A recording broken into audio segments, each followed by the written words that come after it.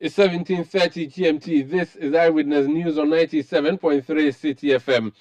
I am Omar Rusanda Amadu. Tonight I'm here with, and coming up over the next 90 minutes, Vice President Dr. Mahmoud Bawumia gets overwhelming endorsement from NPP MPs after meeting them to moot the idea of running for flag bearership of the party. We'll hear from some of the MPs. Also, Ghana Statistical Service says 1.7 million people are currently unemployed in the country. That settles the debate on job creation, or does it not? We have the debate here on Eyewitness News. And later, customers of defunct Gold Coast Fund Management Limited continue with protests over the non-payment of monies due them. There will also be business and the latest headlines. Non-traditional exports increased by 6% in 2022. This is according to the Ghana Export Promotion Authority. That's Netele from the business desk. We'll be back in 15 minutes with details of the world's latest news in terms of business. Eyewitness News is coming to you from number 11, Dr. Martin Lupin at Abraka in Accra. We are live on citinewsroom.com, on YouTube, on Facebook, and across the globe via our website. We are also on a number of affiliate stations across the country. You can send us your messages 0549 986 996. 0549 986 996. Do send your messages and I'll read them for you here on Eyewitness News. Let's start off with the campaign trail. And you do know that in the New Patriotic Party, Nana Addo Dankwa Akufo-Addo cannot represent the party in the elections of 2024, which means there's a need for a replacement. Now, a number of people are interested in that particular job. His Minister for Trade, Alan Kojo Tremanti, has resigned, wanting to be the flag bearer. His Agric Minister, Dr. Efrio Koto, has also resigned, wanting that same job. Former General Secretary Kwabena Ejapong wants that job. Asin Central MP Ken Ejapong wants that job. Francis Adai Nimo, former MP, wants that job. Esikado Ketan MP Joe Gatti is looking for that job. Dr. Kofi Konedo Apreku, former minister in the Kufuor government, is looking for that job. Ambuachi Jaku, who served as Minister for Energy for Nana Addo Dankwa Akufo-Addo, is also angling for that particular position. One of them, again, who's looking for that job is the Vice President, Dr. Mahmoud Bawumia. At least that's what we have been hearing so far, even though he has not publicly declared. But last night, there was a meeting that he held with NPP members of parliament in Accra, and we are told that he mooted this idea to them. Let's speak to one of the NPP members of parliament who was at that meeting. The Honorable Farouk Aliu Mahama is MP for Iyendi and chairman of the Muslim Caucus of Parliament. Honorable, you're welcome to Eyewitness News. Evening, my lovely brother. It's been a while. It's been a while indeed. I'm your uncle, not your brother. You know that. Sorry, my grandfather and uncle. My apologies. Otherwise, I would have dragged you to Gulu so that we can go and have a discussion there. I'm sorry, my bad. I'm sorry. Very well. Thank you so much. We were told you had a meeting yesterday with the Vice President of the land. Please confirm for us if that happened and who at that meeting. First of all, thank you and good evening to your listeners and the people of Ghana. I think yesterday was a memorable day, starting a day from the fact that all MPs were called for an emergency meeting to pass certain bills which were very of importance to government. And we all did that from the both political divide, both NDC and MPP were there. We went through the day and ended the day at almost 5 p.m. And our leadership, the chairman and our chief whip and the leadership called us to a meeting first that our hard-working and former general secretary from Japan initially wanted to meet us, which we all were present at the caucus meeting, and he met us and told us his intention. We started with Kwabena Ejapong to talk to us and also expel his intentions to us and let us understand where he's coming from and what he wants to lead the party to. After that meeting, we were privileged to have the invitation to also partake in the meeting with the Vice President of the land, Alhaji Dr. Mahmoud Bawumia.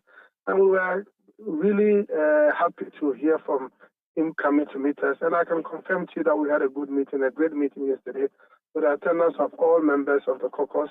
And the Vice President came in attendance to speak to us and to let us understand his intent and giving us the respect as the major stakeholders, as members of parliament in our various constituencies. It was imperative for him to come and speak to us and let us understand that he is starting to seek the blessing from we, the members of parliament. And it's now a public knowledge that the Vice President is coming. So 2 candidates met you. Are those the only 2 candidates who met you so far as MPs in the caucus? Yeah, yesterday we had a period of meeting Comrade Japan, and after the vice president, we are not in parliament, we are on break and recess. And yesterday, because of the emergency of certain bills which were passed, I think they made a request, and the leadership used that as an occasion to let us make sure we're able to meet them, because we are not back until 30th of May. So we met 2 presidential hopes, that's Comrade Japan and Vice President Dr. Mahmoud Bawumia. Now, they want your blessing. Which of them have you blessed personally? All of them are party stakeholders in the party, as to the names you've mentioned. And I've asked the party to recall in 2007, my late father contested with 17 contestants. And this time the scenario has changed. We have almost like 7 to 8. And obviously everybody is coming, and we have to do what we call the special delegates conference. But for me and myself, the majority of the members of parliament, and it's a public knowledge, most of the majority MPs in parliament are rooting for the vice president. It's not something that is in the hidden.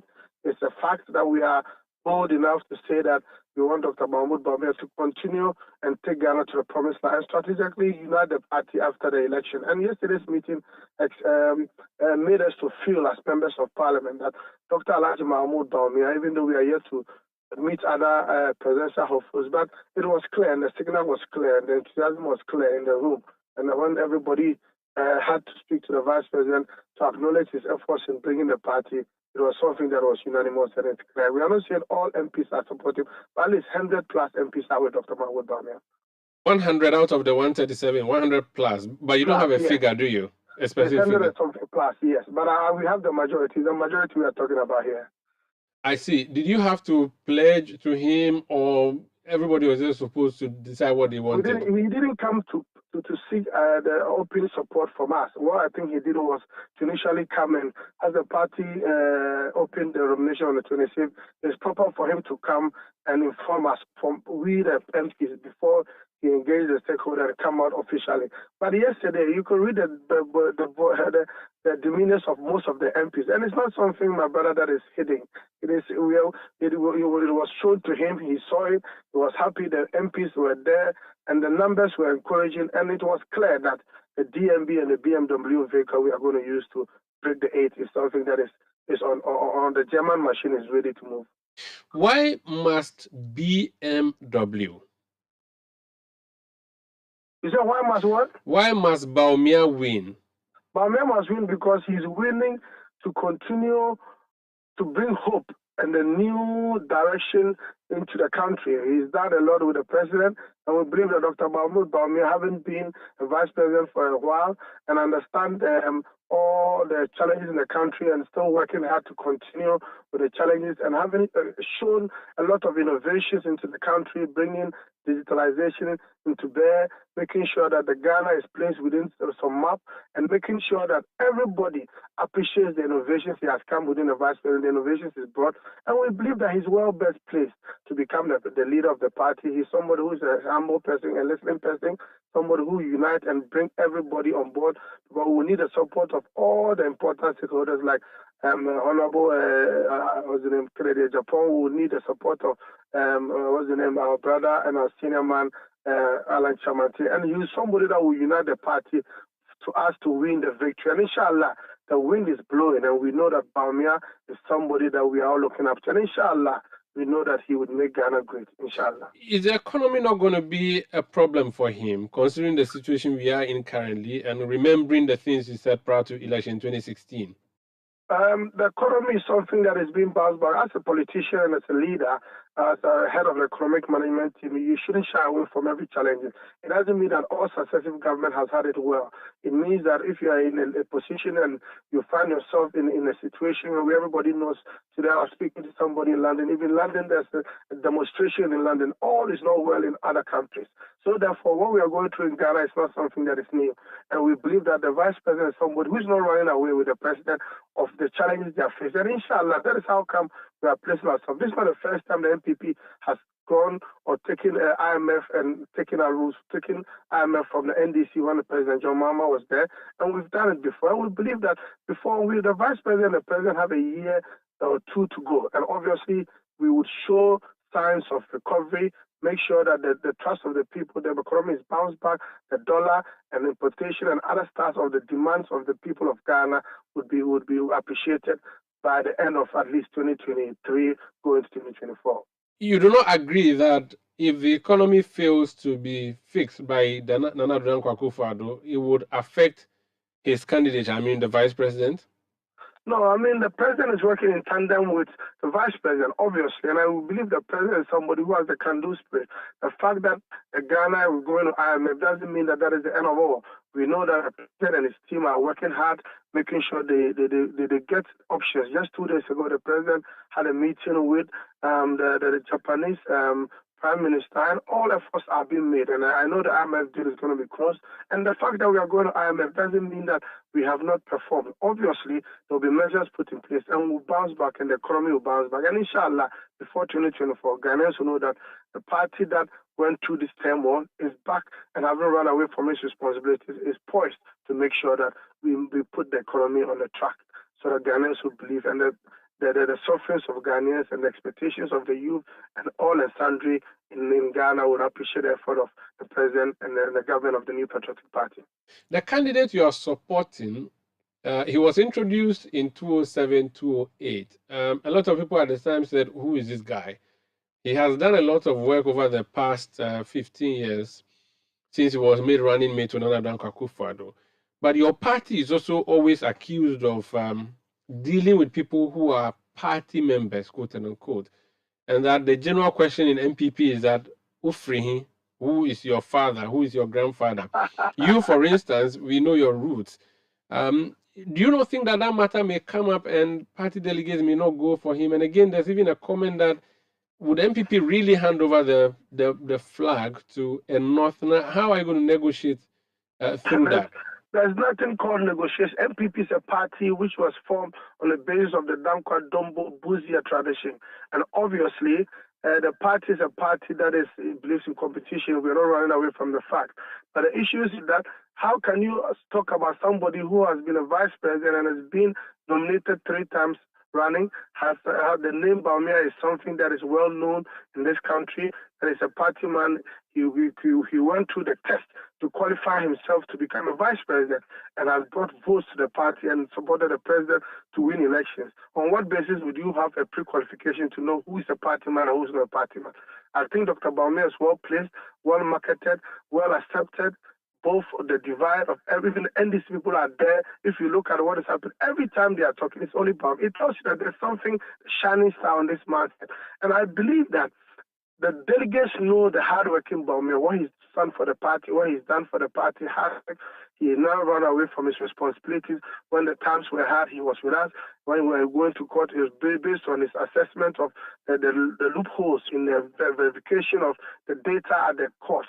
That made us to know that indeed Bawumia had exposed certain electoral fortunes, which gave the MPP the opportunity to come to power in 2020. So obviously Bawumia is not somebody that you can write off. Bawumia is something that is a brand name, his marketability, acceptability, and also to be able to have the support of the grassroots. And I can tell you, my Omar Sanda, Dr. Bawumia is going to win. We're going to start with special delegates.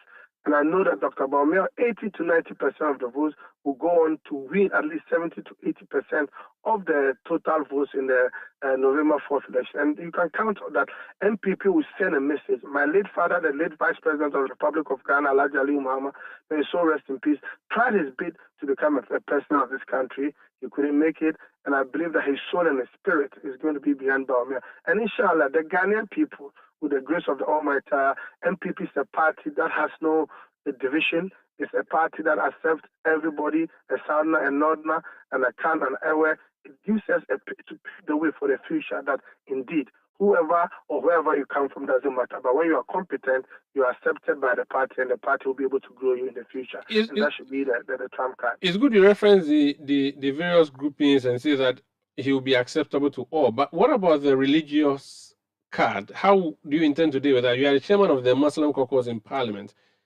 How are you going to deal with? There's nothing called religion. When I was in Prempeh College, I was going to the morning devotion and the evening devotion. I was a Methodist school, and I believe Dr. Bawumia is accepted. When you look at the research that have been predicted, Ghanaians are of age to use religion to be a determinant who becomes inshallah. And we know that both the Christian and the Muslim are all the same. The vice president goes to the Christian prayers, he goes to the Muslim prayers.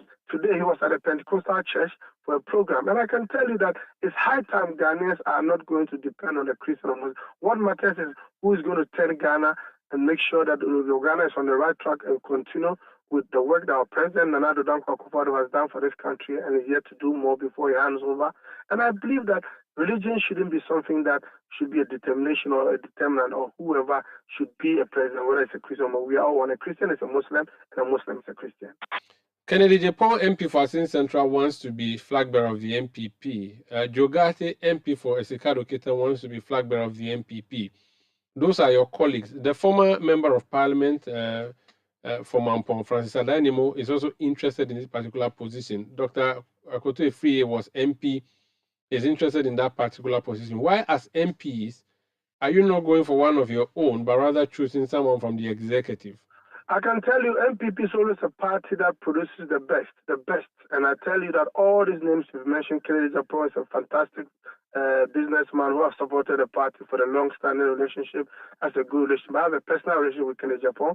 He's like a good friend to me, and he's been supportive of me in so many times. But these are issues that we want to look at and say that, yes, we know that they are MPs or colleagues, but we want to place Ghana and place MPP because 2024 is going to be a tough battle. Jogate is a very renowned and astute lawyer, very intelligent, same as other lawyer MPs. But hey, we want to make sure we break the eight because John Mahama is coming, and we need Bawumia to end the political career of the former President John Mahama come 2024.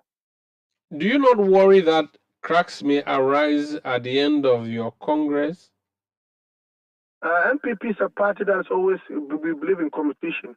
Cracks will be made. That is how come it's important and imperative for all and sundry to be able to abide by the code of ethics and make sure that we don't step on each other. We give respect to Alan Chamatin's team. We give respect to all other people because they are all people who have numbers. Kennedy Japan accept everybody. And I believe the vice president has the temperament and the demeanor to be able to accept all and sundry. And we will have a reconciliatory mood so that we position ourselves to be in power. As the President before said, it's better to be in opposition. A messenger in power is better than somebody who would. And we don't want to be somebody that who would want to have issues and let it affect us. Dr. Bawumia is coming like Kakai, and I can tell you that the Tinubu of Ghana is going to be Bawumia. We're going to break it like we did in Nigeria. I see. What percentage are you hoping, or based on your projections, are you going to win the primary? But I know that Dr. Bawumia would win with 80% of the votes. 80%? He's going against someone who has run for this office thrice, at least, I think. The game has changed. The game has changed. He's going towards Bawumia. He said Edrunesuo, it has reached, it is his 10, Alan Chamanti, I mean. Oh, yes. I mean, that is his belief, but the end will justify the means. What if you go and then it becomes an Alan thing? Because we saw the Alan walk this weekend. Does that not shake you? A number of your colleagues in Parliament were there, including Deputy Finance Minister. How many members of Parliament were there? How many members of Parliament? Oh, I've seen the Deputy Finance Minister, and that's a big deal. Honorable Abdul Sassari. How many? I want you to be specific. I have seen them, Price Member of Parliament. They are not up to 10. Mention 10. So you're not scared at all? No. The work doesn't scare us at all. We are focused on the delegates, those who are going to be on the grassroots, and those who are going to be the target people. We are not really worried about work. What is important is to be on the ground. The Vice President launches his campaign. We kickstart the campaign in humility and in humility with respect for one another. And I know the Vice President is someone who's not going to allow anybody to undermine any presidential candidate, and we should be circumspect in whatever we say. And together we shall break the eight. But consider that he's chairman of the Economic Committee of the government, and you have a Deputy Finance Minister supporting another candidate. Do you not think that would mean... I can't comment for my sister. I'm commenting for myself as Farouk Aliu Mama and other MPs in support of Dr. Mahmoud Bawumia, the BMW engine that is moving us to Germany. You asked to Germany. You've asked me to mention. They produce the BMW. That's fine. You asked me to mention 10 of the MPs who supported. I don't know. Do you want to mention some of your colleagues who have openly declared support for him, who are willing to have their names publicized as supporters of But Dr. you know, Bawumia? look at what is going on. Even just 3 days ago, at some about it, just check what is happening on the airwaves. Look at, I'm not on prayer. We don't, look, my brother, do your investigation work. For now, what I know is that Dr. Bawumia has the number. We are not looking at the MP as a number. The grassroots, that is the number. Beneath MP, constituency executive, that should be our target. We are not wooed or swayed by the numbers of the members of parliament. That shouldn't be our strength. We should rather work hard, and we have the strength on the ground. And inshallah, we're waiting for the Vice President public declaration. And inshallah, 26th, we will send a signal to the country. Thank you so much for speaking to us. Yes. That's Honorable Farouk Aliu Mahama, Member of Parliament for Yendi and Chairman of the Muslim Caucus of Parliament. This Eyewitness News on 97.3 Citi FM. Talking about Dr. Mahmoud Bawumia, he's been out and about today, hasn't he? Yes, he has. The Vice President, Dr. Mahmoud Bawumia, says government has completed the processes to digitize the operations of local taxi cabs.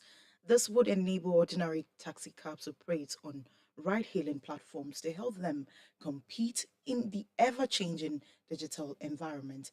The Vice President was speaking at the 48th session of the General Council meeting on the Church of Pentecost said this is in response to concerns about ride-hailing apps taking over businesses.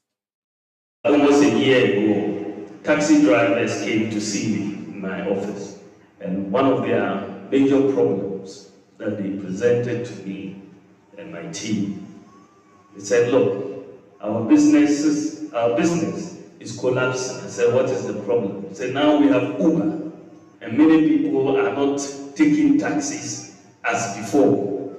You know, people want to feel safer, and for other reasons, so they would rather call Uber and bring us. So Uber is taking our business. So how can you help us?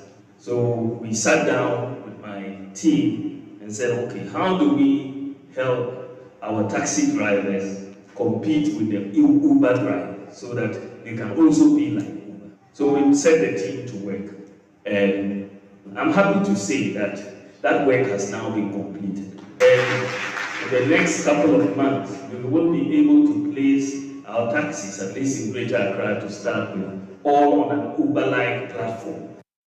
That was voice of Vice President Dr. Mahmoud Bawumia. Eyewitness News. Be there as it happens.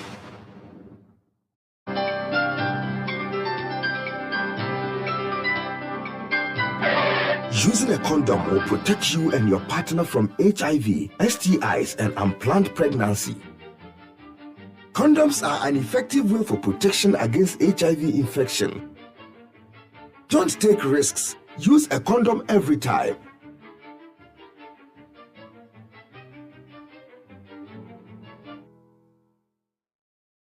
Always come prepared. This advert is brought to you by the Ghana AIDS Commission and Ghana Health Service.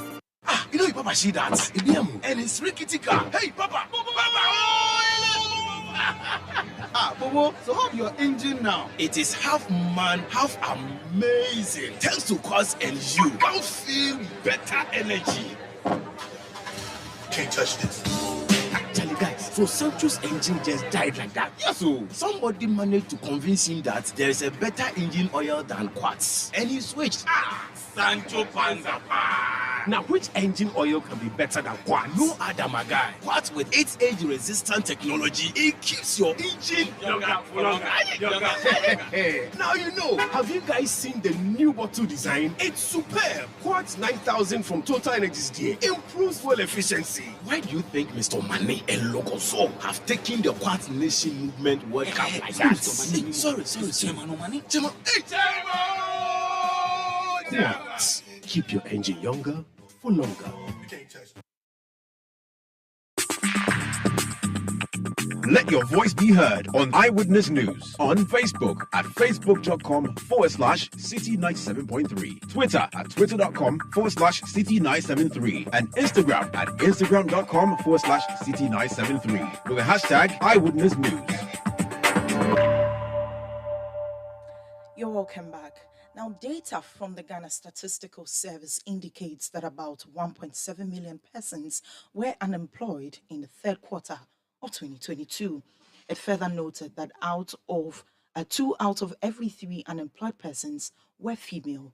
Speaking at the launch of the 2022 third quarter labor statistics report, the government statistician, Professor Samuel Kobnainim, urged government and other stakeholders to work towards creating policies and initiatives to tackle unemployment.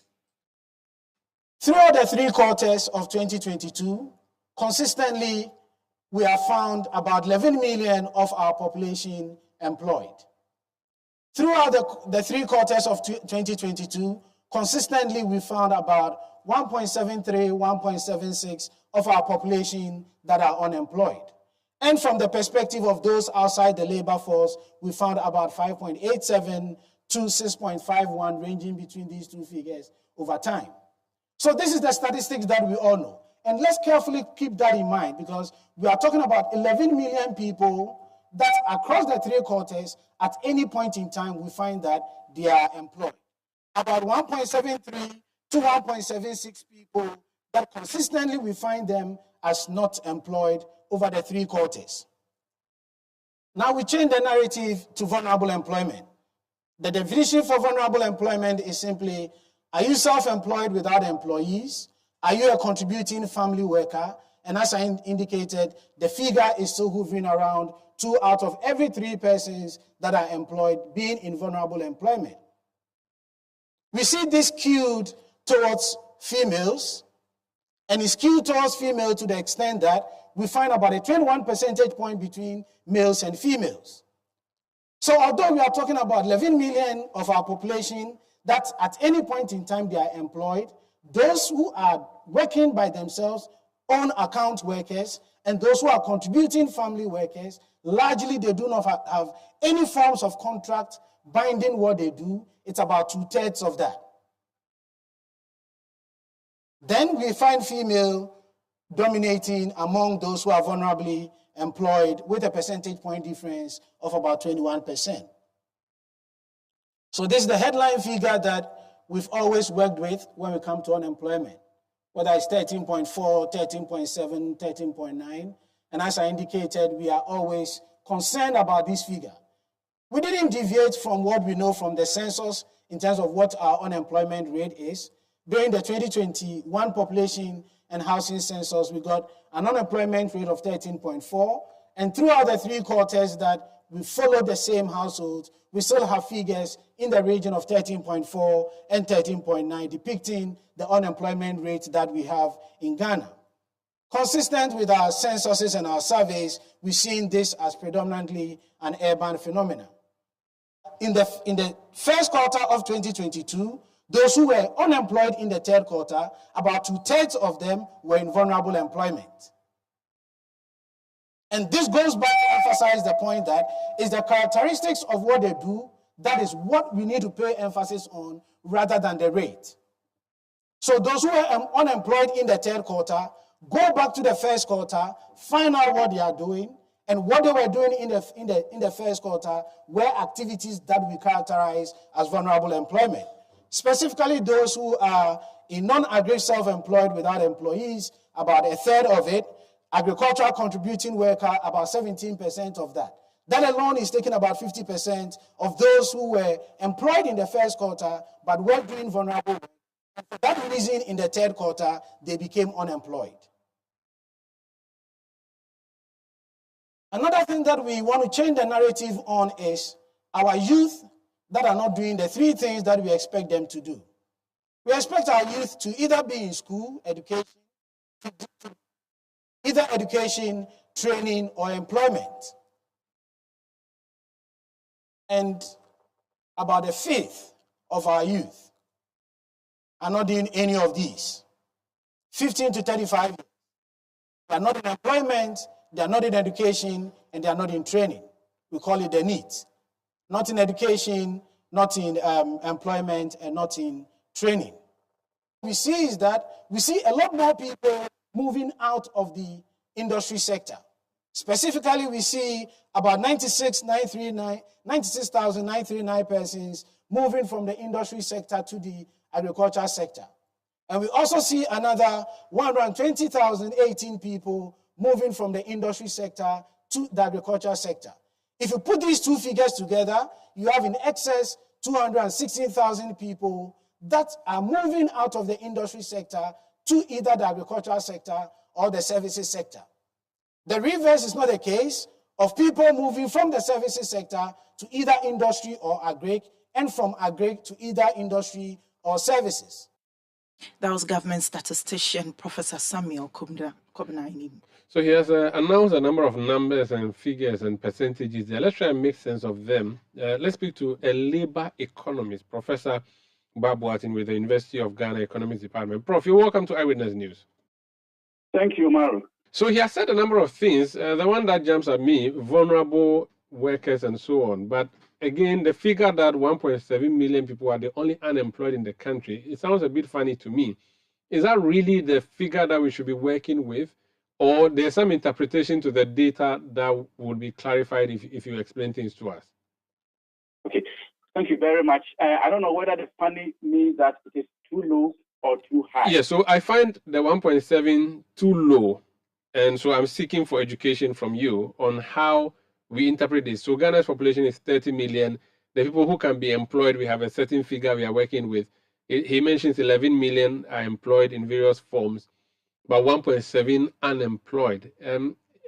Because unemployment is a big political issue in town. So I was trying to see if you can help me settle the matters.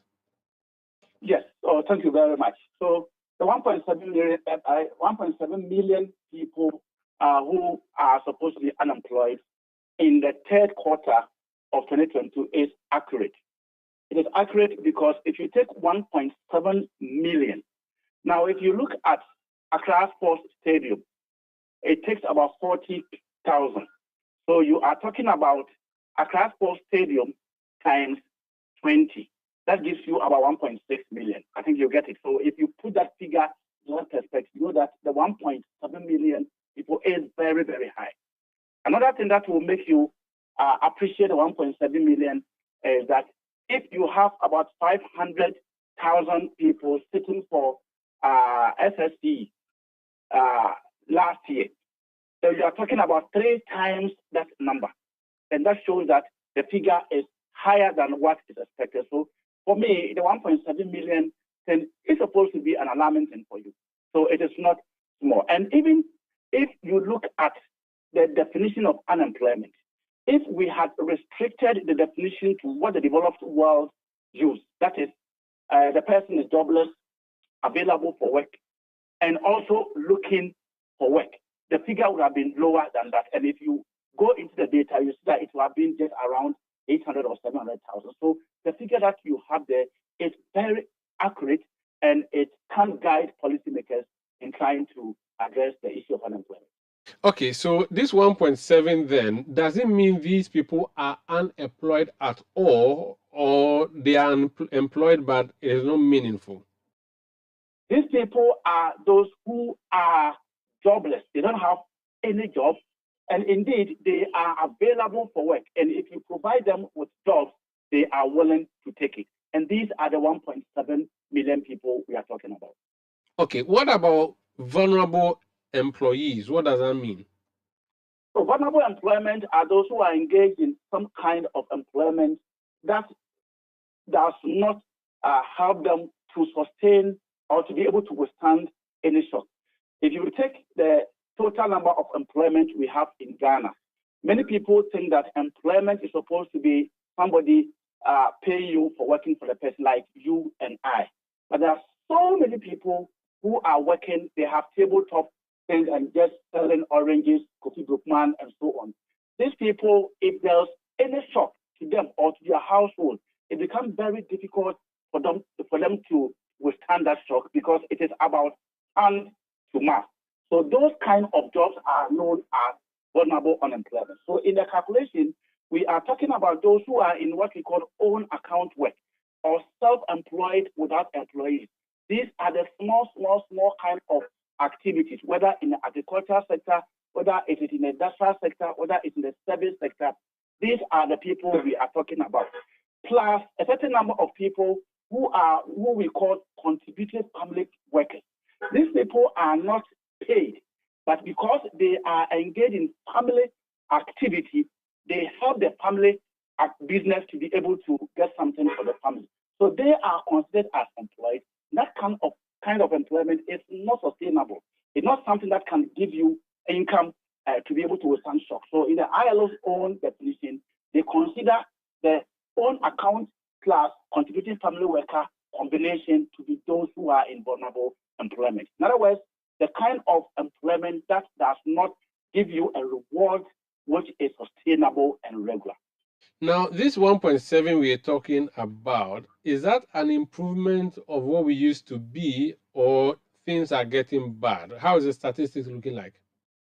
So if you look at the figures that the Government Association gave out, it talks about unemployment rate in the first quarter of last year at 13.4, which was not different from the unemployment rate we got from the population census, which was 13.4 in 2021. And this figure, I think it increased to 13.9 in the second quarter. And in the third quarter, it came down to 13.7. If the figure that he gave out is what I have also given out, then it means that from the third quarter to the second quarter to the third quarter, the net effect is that the situation worsened marginally. So worsen means we are having more people unemployed. Yes. So if you look at the actual number of figures, number that were unemployed in the first quarter, if I recollect very well, I think it was within the range of 1.5 million. And I think the second quarter, which gave you, I think 13.9, was somewhere within the 1.8 or 1.9 million. And then it came to 1.7 million. So the net effect then gives you the fact that we moved from about 1.5 to 1.7. And in his presentation, he told you and he gave you the transition, which is very, very important, where people are moving from unemployment to employment. People are moving from employment to unemployment. Even within employment, people are also moving from one sector to the other. And even within the labor force, people may move from unemployed to inactivity. Inactivity means that somebody could be unemployed and he cannot withstand the effect, and therefore he takes up training, and therefore he goes to school full time. That person has moved from unemployment to inactivity. So almost all the time, people are moving from one of the segments to the other. But we talk about the stock at a point in time. What have governments over the years been getting wrong? Because employment has always been on the agenda. In fact, the NPP's agenda manifesto for 2016 was titled An Agenda for Jobs. Why are we not getting the job issues sorted out as governments over the period? What are they getting wrong, and what can they do to fix this trend? Okay, so let me start by saying that there's no country in the world where you will not have unemployment. So depending on the country, we have something we call the natural rate of unemployment. That is the unemployment where that economy is at full employment. At a point in time, people are moving in and out and so on. But if you have 13.4 or 13.7% unemployment rate, it becomes high.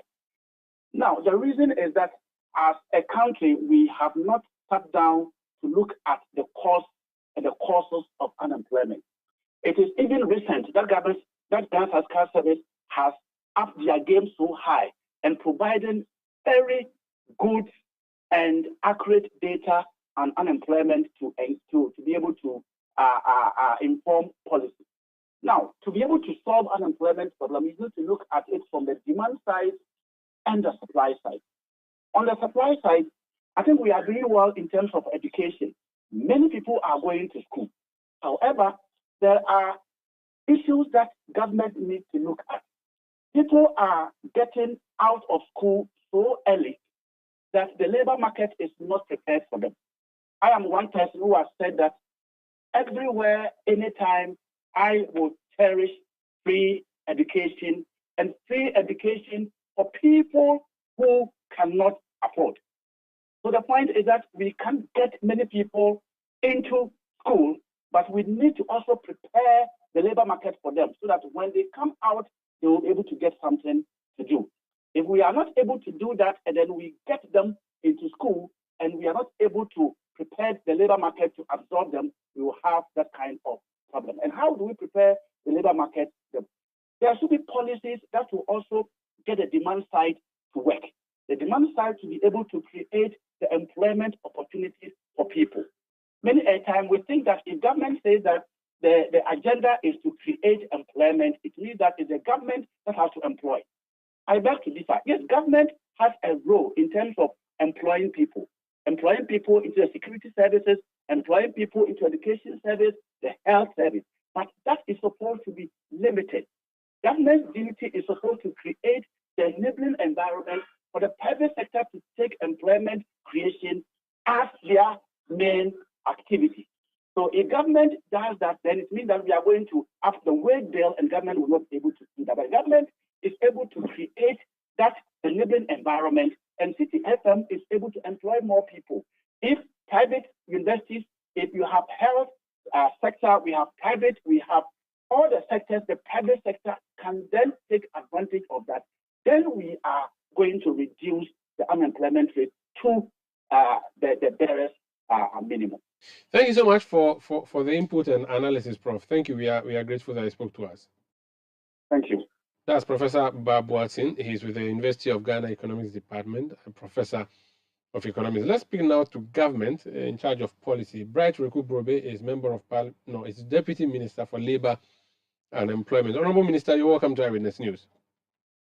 Thank you, my brother. How do you analyze or interpret what the government statistician has said vis-a-vis the work you've been doing as government? Well, let me extend my warm regards to Prof. Barbara. It's been long, Prof. It's been long I saw you, and I'm glad on this subject matter you have been engaged to throw more light for the listening public to digest. Unfortunately, I've dispatched him. He's not on the air, but he's listening to us. I'm sure Prof will listen. My very good friend, and also warm greetings to your cherished listeners.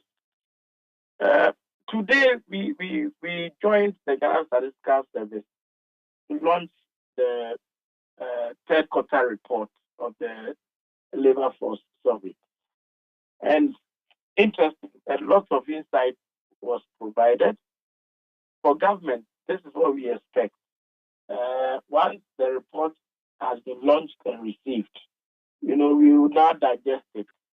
And government biggest responsibility will then be to look at it and then look at policy options that will benefit the masses and the general public to reduce unemployment and to see how best we can make people very happy by way of getting jobs to do and so on. So the report is received, we are grateful, and that is what will happen. Government will from now on look at it and, as always, come up with policy options in the best interest of Mother Ghana. So the government statistician, and for that matter, the statistical service over the years been giving us data, so we have an idea how things have been looking. I've just asked Professor Babuatin there whether the 1.7 million figure means we are doing well or we are not doing well. He says it does not look like we are doing well with the employment staff. Where are we getting it wrong? And as government, how can you deal with it, considering that you have been a government that has campaigned for jobs for this country? It means that campaign is failing, isn't it? No, that's the case. Today, there was an interesting remark that were made by the government statistician. One, he cautioned that we must not look at these reports when they come and only two things happen: unemployment, employment rate. No. Today, we looked at other factors, mobility, we looked at income security, we looked at many factors. You know that anytime such reports are turned out, people just 1.76 million people are unemployed. No. Today, in my remarks, for example, I cautioned that we also must look at the narrative. We have a country that has over 80% of our workforce in the informal sector. And this is what has raised you and I. Maru, this is what has raised you and I. Our parents come, they do these jobs and they take us to school. We come out of school and all we want to see that we are in time and that is the definition of employment. No. A lot is happening in the informal sector. So for me, these are the things where the narrative around jobs. And today in my remarks, I cautioned. I schooled abroad. When you are going to work, are you going to work? Have you closed from work? Ghana here, people want to know the job that you are doing. In Akan, there's a balance that we say, but here in our part of the world, we don't even see what we do as jobs. And this is the problem. At the end of the day, we have the report said that 11 million people are employed. Did that come out? Yes. 11 million people are employed. Yes, it did. Yes. But there are people in vulnerable employment, as has been explained by the statistician. Of course, that is expected. Clarify further, yeah.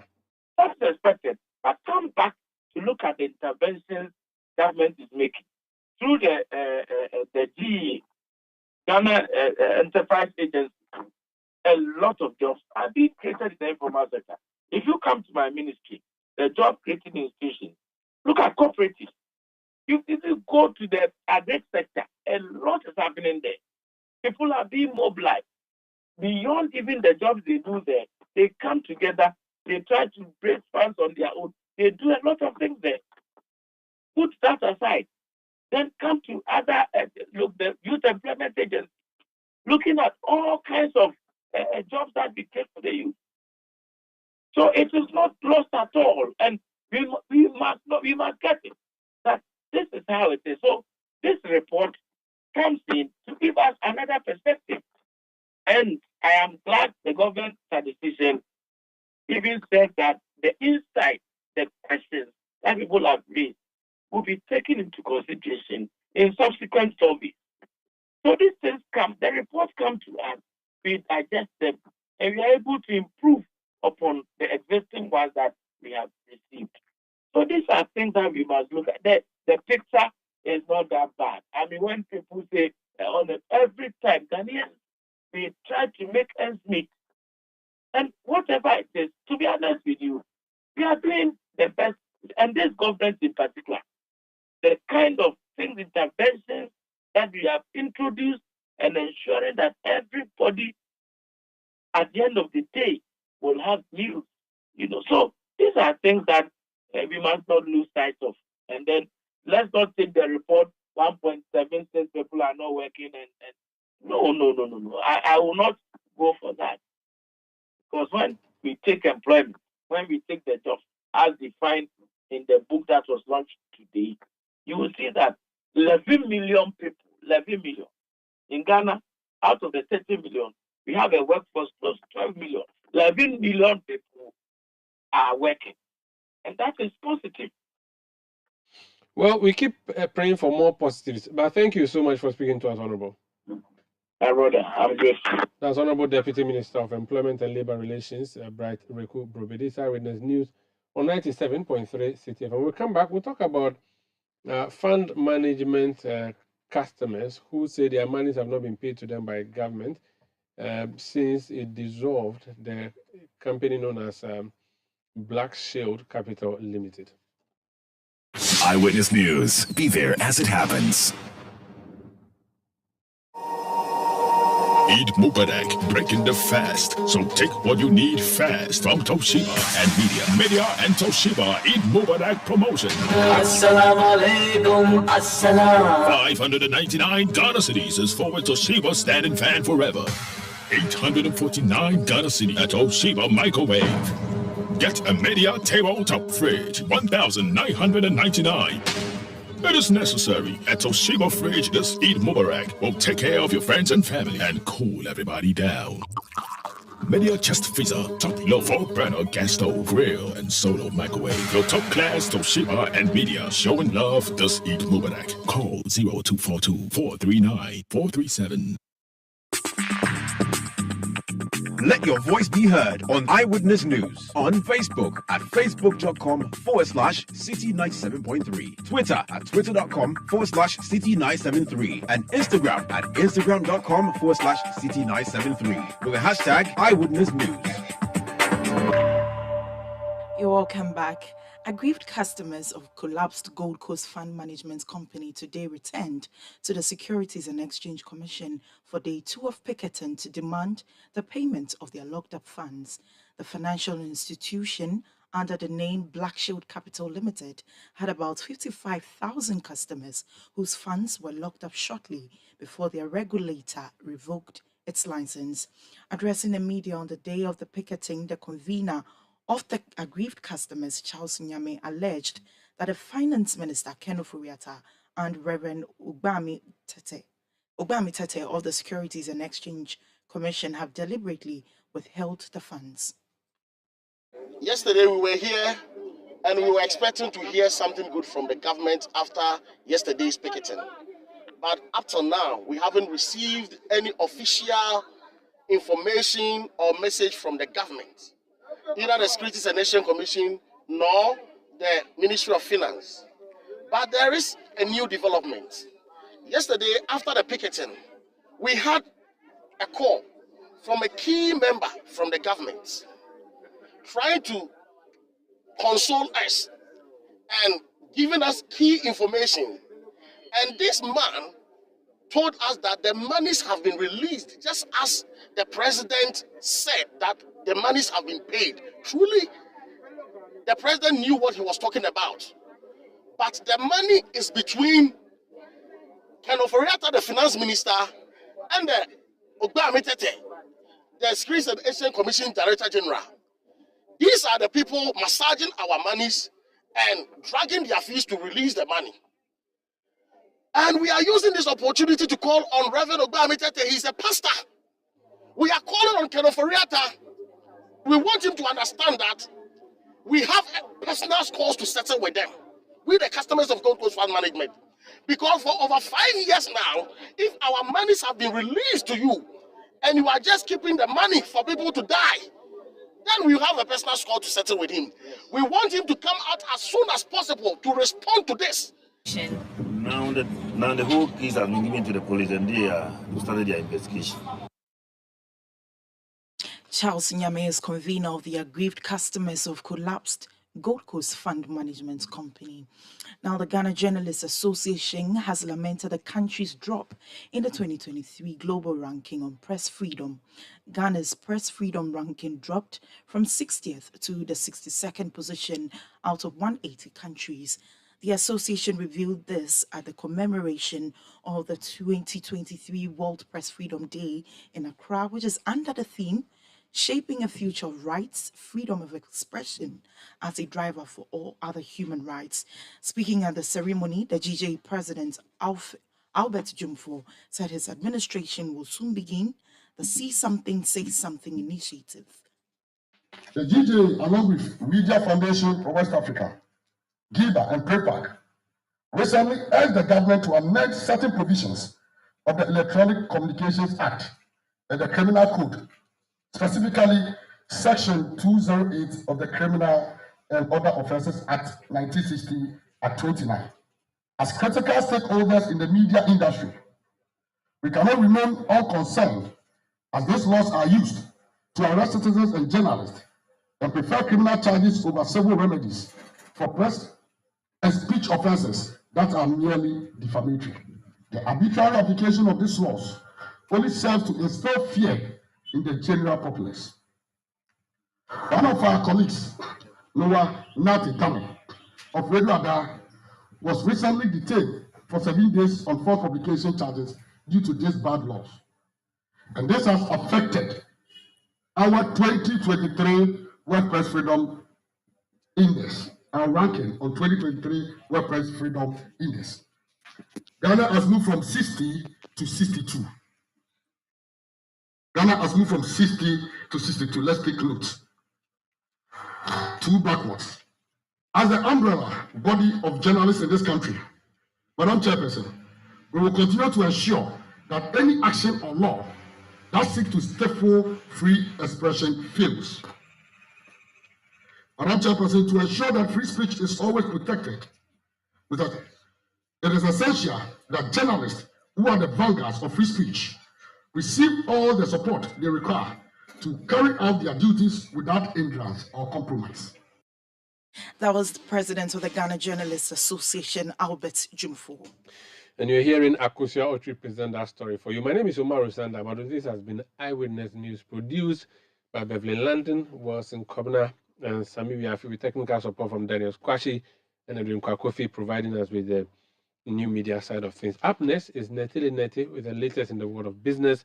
And then there'll be no point blank because we have a game tonight that we are bringing to you. It's a commentary between Man City and West Ham United. God did wonders for me last night by delivering my prayer and ensuring Chelsea was defeated beautifully. Tonight, Man City, West Ham. I want Man City to lose, but even though I don't see that happening. But that will be it for Eyewitness News tonight. Good night. Eyewitness News. Be there as it happens. Insightful, intriguing, intelligent, and informative. The Citi Breakfast Show offers an attractive alternative to the noisy mishmash of morning radio. Tune in to the Citi Breakfast Show for passionate discussions on issues that matter and enjoy interviews where duty bearers and decision makers have their feet held to the fire. The Citi Breakfast Show airs from 6:30 a.m. to 10 a.m. every Monday to Friday on 97.3 Citi FM.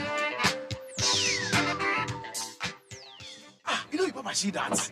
And it's rickety car. Hey, Papa! Bobo, so how your engine now? It is half man, half amazing. Thanks to cause and you can feel better energy. Can't touch this. Actually, guys, so Sancho's engine just died like that. Yes, so somebody managed to convince him that there is a better engine oil than Quartz, and he switched. Sancho Panza. Now, which engine oil can be better than Quartz? No other, my guy. Quartz with its age-resistant technology, it keeps your engine younger for longer. Now you know. Have you guys seen the new bottle design? It's superb. Quartz 9000 from Total Energies DA improves fuel efficiency. Why do you think Mr. Mane and Logoso have taken the Quartz Nation movement World Cup like that? Sorry, Chairman. Quartz. Keep your engine younger for longer. Get the details. Every significant financial transaction, every market movement, and all the policies that affect your business. Citi Business News. Be informed. Time now for Citi Business News on Eyewitness News, powered by citibusinessnews.com. Let's settle for the details now. The Ghana Export Promotion Authority, GEPA, has revealed that the country has witnessed a significant 6% increase in its non-traditional export earnings for the year 2022. This growth has been attributed to a combination of structural changes within Ghana's NTE ecosystem and the effective implementation of the National Export Development Strategy. Here's the CEO of GEPA, Dr. Ifua Asabi-Asari, highlighting the factors driving this impressive growth. Happy to say for 2022, it's 3.5 billion, a little over 3.5 billion, and this is to say that we grew by 6% for 2022. Percentage growth of the NTEs is what is broken down there. You see, NTEs contributed to the total merchandise of exports. So non-traditional exports basically is anything that is made in Ghana with value addition. And that is what we take care of at the Ghana Export Promotion Authority. And it contributed 20.22% to the total merchandise export of Ghana, which will include oil and gold and raw cocoa, which we don't have any mandate over. The number one export earner, the non-traditional export earner, is cocoa paste. Value has been added to it from cocoa to become paste, so it sits with GEPA. And this is the number one export earner, which contributed over 500 million to the NTE statistics. Burkina Faso is our number one in Africa. The largest non-traditional export destination is Burkina Faso.